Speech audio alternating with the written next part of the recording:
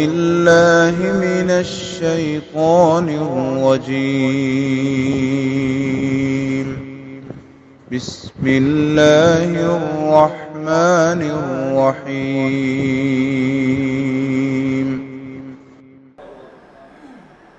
السلام علیکم ورحمۃ اللہ وبرکاتہ۔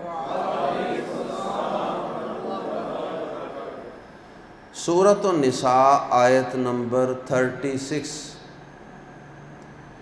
ان الحمد للہ والصلاة والسلام علی رسول اللہ اما بعد۔ اعوذ باللہ السمیع العلیم من الشیطان الرجیم من ہمزہ ونفخہ ونفثہ۔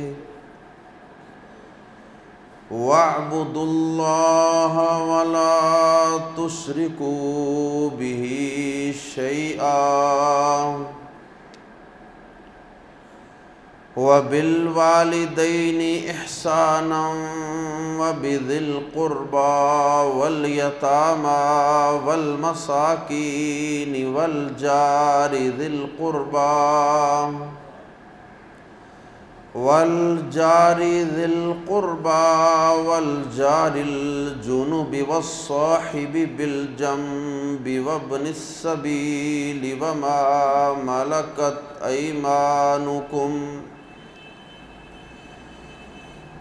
إن الله لا يحب من كان مختالا فخورا۔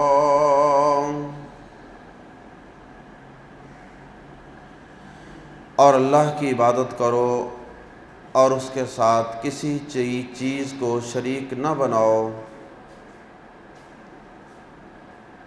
اور ماں باپ کے ساتھ اچھا سلوک کرو، اور قرابت والے کے ساتھ، اور یتیموں اور مسکینوں اور قرابت والے ہمسائے اور اجنبی ہمسائے اور پہلو کے ساتھی اور مسافر کے ساتھ، اور ان کے ساتھ بھی جن کے مالک تمہارے دائیں ہاتھ بنے ہیں۔ یقیناً اللہ ایسے شخص سے محبت نہیں کرتا جو اکڑنے والا، شیخی مارنے والا ہو۔ گزشتہ آیات میں تذکرہ چل رہا تھا خامند اور بیوی کے حقوق و فرائض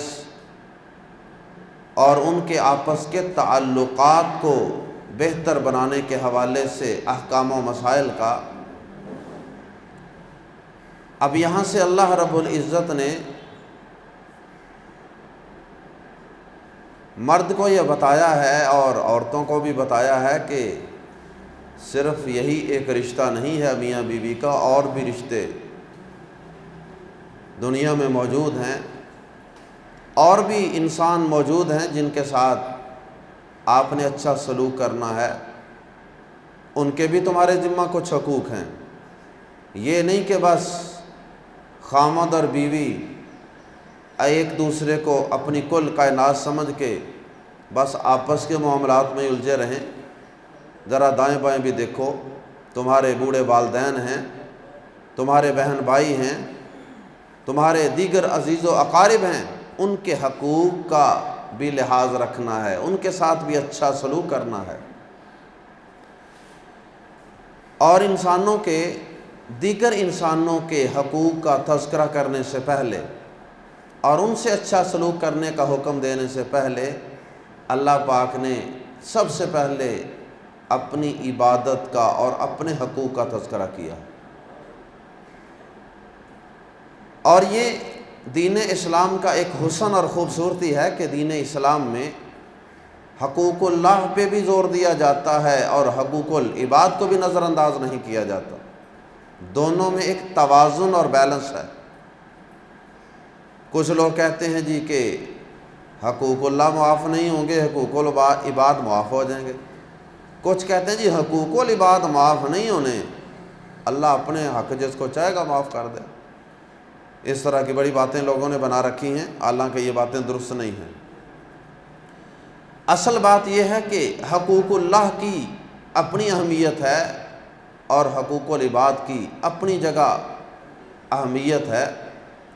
تو اللہ رب العزت نے اکثر مقامات پہ حقوق العباد اور حقوق اللہ دونوں کا تذکرہ کیا ہے۔ تو آئیے قرآن مجید کے الفاظ میں پڑھتے ہیں۔ سب سے پہلے اللہ رب العزت نے جس بات کا حکم دیا ہے وہ اللہ کی عبادت و بندگی ہے۔ فرمایا وَاعْبُدُوا اللَّهَ، وَاعْبُدُوا الگ الگ پڑھیں تو واو اور اعبدوا عبادت کرو۔ اگر ایک شخص ہو تو کہیں گے اعبد، اور اگر واو ساتھ ملا لیں تو وَاعْبُد، واحد کا صیغہ بھی قرآن مجید میں موجود ہے، وَاعْبُد رَبَّكَ حَتَّى يَأْتِيَكَ الْيَقِينُ۔ اللہ پاک نے نبی صلی اللہ علیہ وسلم کو مخاطب کیا، اے نبی صلی اللہ علیہ وسلم آپ اللہ کی اپنے رب کی عبادت کیجئے یہاں تک کہ آپ کو موت کا یقین آ جائے۔ تو وَاعْبُد اور اس کی جمع وَاعْبُدُوا، سب عبادت کرو اللہ کی، وَاعْبُدُوا اللَّهَ اور اللہ کی عبادت کرو۔ نماز، روزہ، زکوٰۃ، حج، حتیٰ کہ دین اسلام نے عبادات کا دائرہ اتنا وسیع کر دیا ہے کہ اگر کوئی شخص اپنی اور اپنے بیوی بچوں کی ضروریات بھی اللہ اور اس کے رسول صلی اللہ علیہ وسلم کے بتائے ہوئے طریقوں کے مطابق پوری کر رہا ہے، شریعت کی حدود میں رہتے ہوئے جائز اور حلال طریقوں سے وہ اپنی مالی ضروریات، اپنی جنسی خواہشات پوری کر رہا ہے، تو اللہ پاک اس کو بھی اپنی رحمت اور فضل سے عبادت ہی شمار کر لیتے ہیں۔ وَاعْبُدُوا اللَّهَ اور عبادت کرو اللہ کی، اور اللہ کی عبادت کرو۔ وَلَا تُشْرِكُوا، ساتھ ہی عبادت کے قریب ایک انتہائی اہم بات تھی کہ بہت سے لوگ اللہ کی عبادت تو کرتے ہیں لیکن اس میں وہ اللہ کے ساتھ اوروں کو شریک بھی ٹھہرا دیتے ہیں، اور ساری کیتی کتری پر، ساری محنت پر پانی پھر جاتا ہے۔ ایک شرک ان کی ساری زندگی کی محنتوں اور عبادتوں پہ، ریاضتوں پہ پانی پھیر کے رکھ دیتا ہے اور سارے اعمال ضائع ہو جاتے ہیں۔ شرک، اس لیے اللہ پاک نے اسے منع کر دیا، وَلَا تُشْرِكُوا اور نہ شریک بناؤ، بھی ساتھ ہی اس کے، ہی کی ضمیر لوٹ رہی ہے اللہ کی طرف، وَلَا تُشْرِكُوا بِهِ اور نہ شریک ٹھہراؤ اس کے ساتھ، شیئا کسی چیز کو بھی، کسی زندہ کو، کسی مردہ کو، کسی انسان کو، کسی جن کو، کسی فرشتے کو، کسی پیغمبر کو، کسی ولی کو، کسی حجر کو، کسی شجر کو، کسی بھی چیز کو اللہ کا شریک اور اس کا پارٹنر، ساجی، حصے دار، نہ اس کی ذات میں، نہ اس کی صفات میں، نہ اس کے کمالات میں، نہ اس کے اسماء و صفات میں، کسی چیز میں اللہ کے ساتھ کسی کو اس کا شریک نہیں ٹھہرانا۔ اور اگر شرک کرو گے تو شرک کائنات کا سب سے بڑا گناہ ہے، توحید اس کائنات کی سب سے بڑی سچائی ہے، اور شرک اس کائنات کا سب سے بڑا جھوٹ ہے اور سب سے بڑا ظلم ہے۔ ان الشرک لظلم عظیم، شرک سب سے بڑا ظلم ہے۔ اور اللہ پاک نے اس شخص پہ قرآن مجید کی آیت فَقَدْ حَرَّمَ اللَّهُ عَلَيْهِ الْجَنَّةَ، اللہ پاک نے اس پر جنت کو حرام کر دیا ہے اور اس کا ٹھکانہ جہنم ہے۔ اللہ اکبر۔ شرک نہیں کرنا، اللہ کی عبادت کرنی ہے، اور یہ عبادت اس لیے بھی کرنی ہے کہ اس پوری کائنات کا خالق اللہ، مالک اللہ، رازق اللہ، منعم یعنی نعمتیں عطا فرمانے والا اللہ، سارا کچھ دینے والا تو وہ اللہ ہے۔ تو پھر ہمارا فرض بنتا ہے کہ ہم اس کا شکریہ ادا کرتے ہوئے، اس کا احسان مانتے ہوئے اس کی عبادت کریں، اس کے سامنے کھڑے ہو کر، جھک کر، سجدے میں گر کے، ہر طریقے سے جیسے جیسے ہمیں عبادت کے طریقے سکھائے گئے ہیں اللہ کی عبادت کریں، اور اس کے ساتھ کسی کو بھی عبادت میں اس کا شریک اور ساجی نہ بنائیں۔ اور دعا بھی عبادت ہے، دعا میں بھی کسی کو شریک نہیں ٹھہرانا، پکارنا، دعا کرنا، یہ بھی صرف اور صرف اللہ کے لیے ہے۔ وَاعْبُدُوا اللَّهَ وَلَا تُشْرِكُوا بِهِ شَيْئًا، اور اللہ کی عبادت کرو اور اس کے ساتھ کسی چیز کو شریک نہ بناؤ۔ نبی صلی اللہ علیہ وسلم کے ساتھ ایک دفعہ معاذ بن جبل رضی اللہ تعالی عنہ سواری پہ بیٹھے ہوئے تھے، اور آپ تربیت کا کوئی موقع ہاتھ سے خالی نہیں جانے دیتے۔ آپ نے پوچھا، یا معاذ تدری ما حق اللہ علی العباد، اے معاذ کیا جانتے ہو کہ اللہ کا بندوں کے اوپر کیا حق ہے؟ معاذ رضی اللہ تعالیٰ عنہ نے کہا کہ اللہ اور اس کے رسول صلی اللہ علیہ وسلم ہی بہتر جانتے ہیں۔ یہ ادب و احترام تھا کہ اکثر صحابہ کو کسی بات کا علم بھی ہوتا تھا، اور وہ علم نبی صلی اللہ علیہ وسلم سے بے شک حاصل کیا ہو، قرآن سے حاصل کیا ہو، اس کے باوجود وہ یہ کہتے تھے کہ اللہ اور اس کے رسول بہتر جانتے ہیں۔ تو اللہ پاک اس لیے بہتر جانتے ہیں کہ وہ عالم الغیب ہیں، اور اللہ کے رسول اس لیے بہتر جانتے ہیں کہ ان پر وحی آتی ہے۔ اللہ اور اس کے رسول بہتر جانتے ہیں۔ آپ نے فرمایا کہ اللہ کا حق جو بندوں کے ذمہ ہے وہ یہ ہے ان یعبدوہ، کہ وہ اس کی عبادت کریں، ولا یشرکوا بہ شیئا، اور اس کے ساتھ وہ کسی کو شریک نہ ٹھہرائیں۔ اگر تو بندے یہ کام کر رہے ہیں اللہ کی عبادت اور اس کے ساتھ وہ کسی کو اللہ کا شریک نہیں بنا رہے، تو اٹ مینز کہ وہ اللہ کا حق ادا کر رہے ہیں۔ اور پھر نبی صلی اللہ علیہ وسلم نے پوچھا کہ اے معاذ کیا یہ بھی جانتے ہو کہ اب بندوں کا کیا حق ہے اللہ کے ذمے؟ بندوں کا اللہ کے ذمہ اب کیا حق ہے؟ یہ بھی اس کی رحمت ہے کہ اس نے کچھ چیزوں کو خود ہی اپنے اوپر لاگو اور لازم کر لیا، ورنہ اس سے تو کوئی پوچھنے والا نہیں تھا۔ تو نبی صلی اللہ علیہ وسلم سے حضرت معاذ نے کہا اللہ اور اس کے رسول ہی بہتر جانتے ہیں، یہ بات بھی آپ ہی بتائیے۔ تو پھر آپ نے فرمایا کہ بندوں کا حق جو اللہ کے ذمہ ہے، جو اللہ نے ادا کرنا ہے، وہ یہ ہے کہ اللہ یعذبہم، کہ اللہ پاک اب ان کو آگ میں جہنم میں پھینک کر عذاب نہ دے۔ دوسرا حصہ گفتگو کا، پہلا حقوق اللہ کے متعلق تھا، اور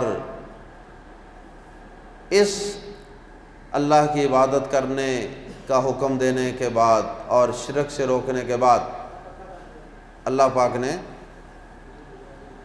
حقوق العباد کے حوالے سے اور رشتہ داروں سے اور دیگر عزیز و اقارب کے ساتھ حسن سلوک کرنے کا حکم دیا۔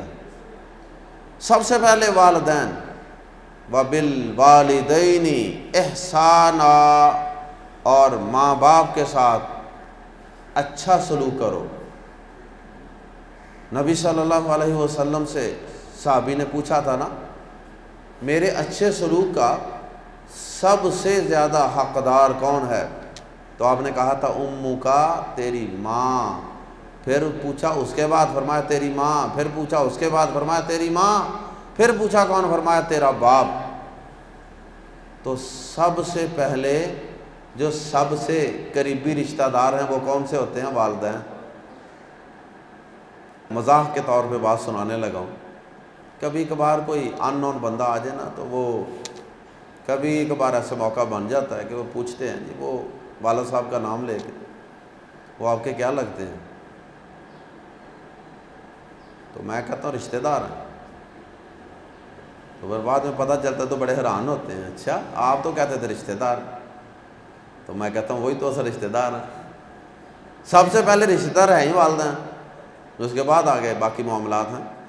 بہرحال وہ الگ بات ہے کہ عرف میں ہم رشتہ دار کا لفظ والدین کے علاوہ باقی رشتہ داروں پہ بولتے ہیں۔ تو رشتہ داروں میں سے سب سے پہلے جس رشتے کا ذکر ہے، جس رشتے کے حقوق ہیں، وہ ماں ہے، جس کے ساتھ اچھا سلوک کرنا ہے، اور دوسرے نمبر پہ باپ، اور بدقسمتی سے یہ دو رشتے ہی سب سے زیادہ نظر انداز بھی کیے جاتے ہیں۔ اور اللہ پاک نے قرآن مجید میں جہاں جہاں اپنی عبادت کا حکم دیا، اس کے ساتھ متصل کئی مقامات پہ والدین سے حسن سلوک کا بھی حکم دیا۔ وَقَضَىٰ رَبُّكَ أَلَّا تَعْبُدُوا إِلَّا إِيَّاهُ وَبِالْوَالِدَيْنِ إِحْسَانًا، اور تیرے رب نے فیصلہ کر دیا ہے کہ اس کے علاوہ کسی اور کی عبادت نہ کرو، وَبِالْوَالِدَيْنِ إِحْسَانًا، اور والدین کے ساتھ حسن سلوک کرو، یہ بھی تمہارے رب نے فیصلہ کر دیا۔ اللہ اکبر۔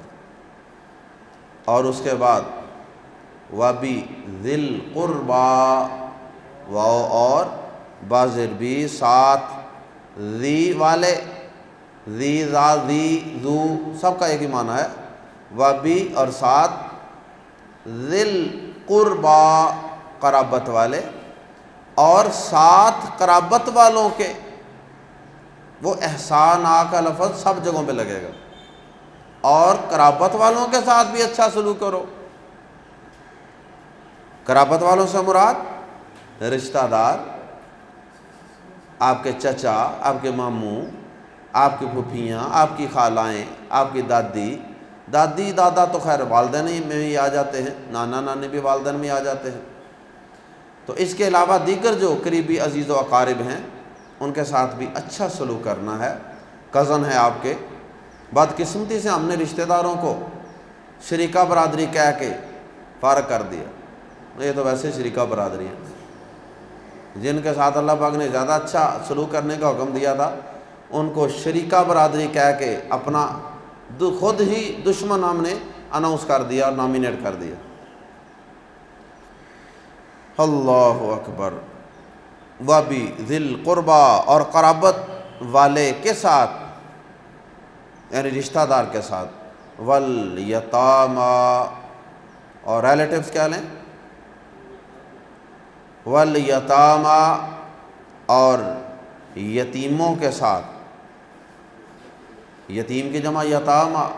کچھ حقوق تو یتیموں کے صورت میں بھی ہم پڑھ چکے ہیں، یتیموں کے مال کے حوالے سے، اور ان کی دیکھ بھال اور ان کی سرپرستی۔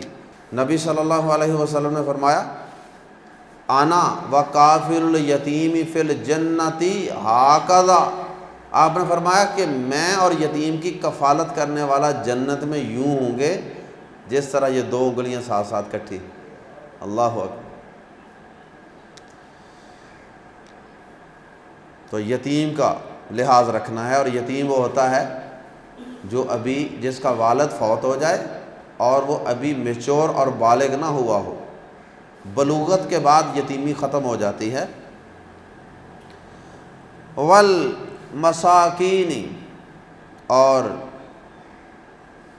یتیم اورفن انگلش میں کہتے ہیں، والمساکین، اور مسکینوں کے ساتھ بھی اچھا سلوک کرو۔ مسکین نبی صلی اللہ علیہ وسلم، نیڈی، انگلش میں مسکین کو نیڈی کہتے ہیں، یعنی وہ شخص کہ جو مانگنے والا تو نہیں ہے، وہ سوال تو نہیں کرتا ہے، وہ کہیں کھڑا ہو کے کسی سے اپنا دکھ درد مالی مشکلات شیئر تو نہیں کر رہا، لیکن سمجھدار بندوں کو پتہ ہوتا ہے کہ اس بندے کا سارا سلسلہ ہینڈ ٹو ماؤتھ ہے، کوئی بیماری آ جائے، کوئی بل آ جائے، کوئی مسئلہ بن جائے تو بس مشکل پیدا ہو جاتی ہے، وسائل ختم ہو جاتے ہیں۔ تو جس کی آمدن تھوڑی ہے لیکن اخراجات بڑھ جاتے ہیں، چاہے کبھی کبھار بڑھ جاتے ہیں چاہے مستقل بڑھے رہتے ہیں، تو وہ شخص مسکین کہلاتا ہے، نیڈی۔ نبی صلی اللہ علیہ وسلم نے فرمایا، تعریف آپ نے خود بھی فرمائی، فرمایا کہ مسکین وہ نہیں ہے کہ جو ایک دو کھجور لے لیتا ہے یا ایک دو لقمہ مانگ کے کھا لیتا ہے اور اس کو ختم کر لیتا ہے پھر مانگنے چل پڑتا ہے، یہ مسکین نہیں ہے، یہ سفید پوش ہوتا ہے۔ اور سورۃ الکہف میں وہ جو کشتیوں کا کام کرتے تھے ان کو بھی مسکین کہا گیا نا، وہ مسکینوں کی کشتیاں تھیں۔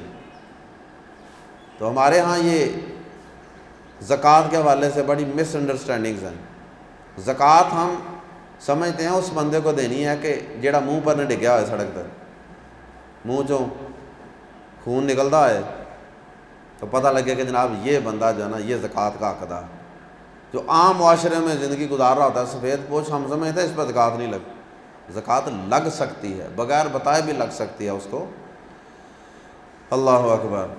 تو زکوٰۃ دینی چاہیے ایسے لوگوں کو ڈھونڈ کر جو مانگتے نہیں ہیں لیکن ان کی ضروریات بہرحال زیادہ ہوتی ہیں۔ اچھا، ایک اور بات اس حوالے سے، جس کے پاس گاڑی ہو کہتے ہیں یہ انہوں نہیں زکوٰۃ لگ، اللہ دے بندے اس کو گڈی دے، اس کو موٹر سائیکل دے، وہ گھر اپنا جے، ہوتا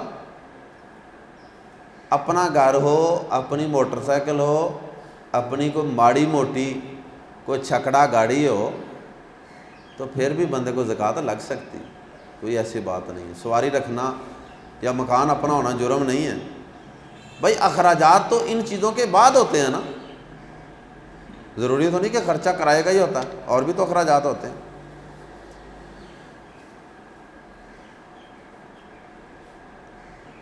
اس کے بعد فرمایا والجاری، اور ہمسائے کے ساتھ بھی، ذل قربا، قرابت والے، اور قرابت والے ہمسائے کے ساتھ بھی اچھا سلوک کرنا ہے۔ والجار الجنب، اور اجنبی ہمسائے کے ساتھ بھی، جنوب اجنبی، اور اجنبی ہمسائے کے ساتھ بھی اچھا سلوک کرنا ہے۔ یہ اس کے دو معنی ہیں، ایک تو یہ ہے کہ یہ دو قسم کے ہمسایوں کا تذکرہ ہے، یا تو پہلی قسم سے مراد قریبی ہمسائے ہیں، بالکل ساتھ گھر ہے، ادھر دائیں بائیں آگے پیچھے قریبی ہمسائے، اور کچھ دور کے ہمسائے ہوتے ہیں گلی کے دوسرے کونے میں رہ رہے ہیں، ایک تو یہ مراد ہے۔ دوسرا یہ مراد ہو سکتا ہے کہ پہلی قسم ہمسایوں کی وہ ہے جو رشتہ دار بھی ہیں ساتھ، چاچے بابے جو ارد گرد قریب رہتے ہیں نا، وہ بھی ہمسائے ہی ہوتے ہیں، جن کو شریکہ برادری کہہ کے ہم فرق کر دیتے ہیں۔ تو رشتہ دار ہمسائے اور غیر رشتہ دار اجنبی ہمسائے، جو رشتہ دار تو نہیں ہیں لیکن ہمسائے ہیں، تو ہمسائیگی کا بھی بڑا حق ہے۔ نبی صلی اللہ علیہ وسلم نے فرمایا کہ اللہ کی قسم وہ شخص مومن نہیں ہے، اللہ کی قسم وہ شخص مومن نہیں ہے، اللہ کی قسم وہ شخص مومن نہیں ہے۔ صحابہ نے پوچھا اللہ کے نبی کون؟ فرمایا کہ جس کی ہاتھ اور زبان سے، جس سے اس کا ہمسایہ محفوظ نہیں ہے۔ ہمسایہ پریشان ہے، کوڑا پھینک دیتا ہے، کبھی کچھ کر دیتا ہے، کبھی ڈک لگا دیتا ہے، تو ہمسایوں کے حقوق کا خیال رکھا کریں۔ اللہ اکبر۔ ان کے گھر میں کچھ پکایا تو بھیج دیا، ان کی بیماری کے اندر جا کے عیادت کی، غمی خوشی کے اندر شریک ہونا، تو ہمسایوں کا لحاظ رکھنا ہے۔ اور اگر رشتہ دار ہیں تو پھر تو اور زیادہ ان کے حق ہیں، کیونکہ نبی صلی اللہ علیہ وسلم نے فرمایا رشتہ داروں کے متعلق کہ عام مسکین پر خرچ کرنے کا جتنا ثواب ہے نا، اس سے اپنے رشتہ دار مسکین پر خرچ کرنے کا دوہرا اجر و ثواب ہے، ڈبل اجر ہے۔ شریکہ برادری پہ خرچ کرنے کا دوہرا اجر ہے، ایک خرچ کرنے کا اور ایک صلہ رحمی کا، رشتہ داری کو بھی نبھایا نا ساتھ آپ نے۔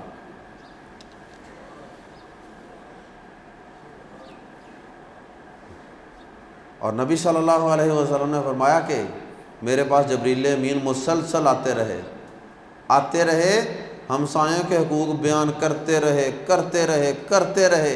حتیٰ کہ مجھے یہ خدشہ پیدا ہو گیا کہ اب تو ہمسایوں کا حصہ وراثت میں رکھ دیا جائے، وراثت میں ان کا حصہ رکھ دیا جائے گا۔ اللہ اکبر۔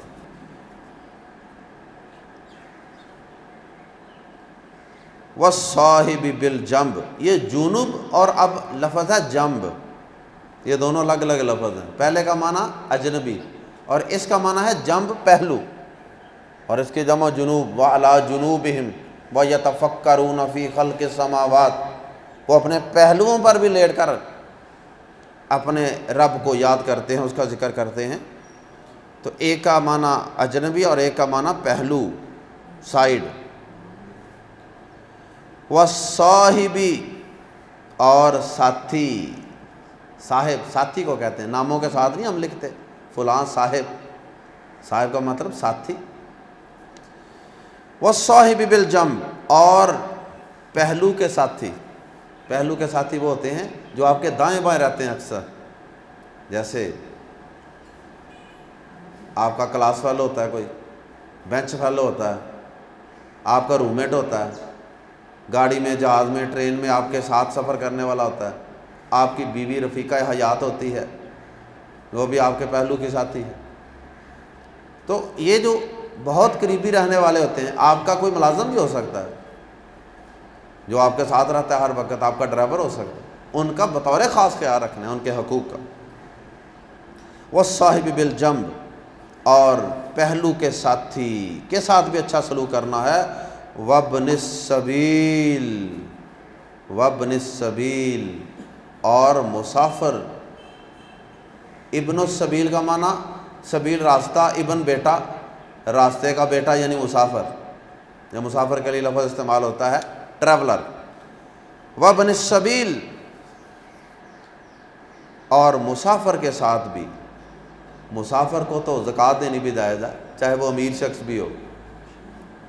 سفر کی وجہ سے، سفر کے اندر وہ آ گیا، امیر آدمی بھی ہے، سفر کے اندر اگر اس کو کوئی ضرورت پڑ گئی ہے، اس کا کرایہ ختم ہو گیا، اس کا کوئی سامان چوری ہو گیا، جیب کٹ گئی، وہ بے شک وہ چودھری آدمی ہو، آپ اس کو زکوٰۃ بھی دے سکتے ہیں۔ اور مسافر کہیں ملتا ہے، اس کو کھانے کا پوچھنا، اس کو رہائش کی ضرورت ہے رہائش دینا، اور اس کو رخصت کرتے وقت دعا دینا، استودع اللہ دینک و امانتک و خواتیم اعمالک۔ اور اسی طرح مسافر کے اندر مہمان بھی آ جاتا ہے، مہمان بھی مسافر ہی ہوتا ہے، اور نبی صلی اللہ علیہ وسلم نے فرمایا کہ جو اللہ اور یوم آخرت پر ایمان رکھتا ہے اسے چاہیے کہ فَلْيُكْرِمْ ضَيْفَهُ، وہ اپنے مہمان کی عزت احترام کرے۔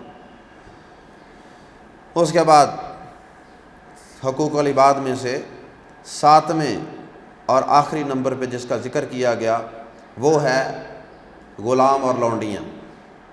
وَمَا مَلَكَتْ، اور جن کے مالک ہوئے ایمانکم، تمہارے دائیں ہاتھ، ان کے ساتھ بھی اچھا سلوک کرنا ہے۔ اسلام سے پہلے غلاموں لونڈیوں کے کوئی حقوق نہیں تھے، کوئی حالات نہیں تھے ان کے، لیکن اسلام آیا تو اسلام نے ان کے بہت زیادہ حقوق متعین کیے، مقرر کیے۔ تو اپنے غلاموں اور لونڈیوں کے ساتھ بھی اچھا سلوک کرنا ہے۔ نبی صلی اللہ علیہ وسلم جب دنیا سے تشریف لے جا رہے تھے، آخری ایام اور آخری گھڑیاں تھیں، آپ کی زبان پہ کیا الفاظ تھے؟ الصلاۃ الصلاۃ وما ملکت ایمانکم، لوگوں نماز کا خیال رکھنا، میرے بعد نماز کا، اور جو تمہارے غلام لونڈیاں ہیں ان کے حقوق کا بھی خیال رکھنا۔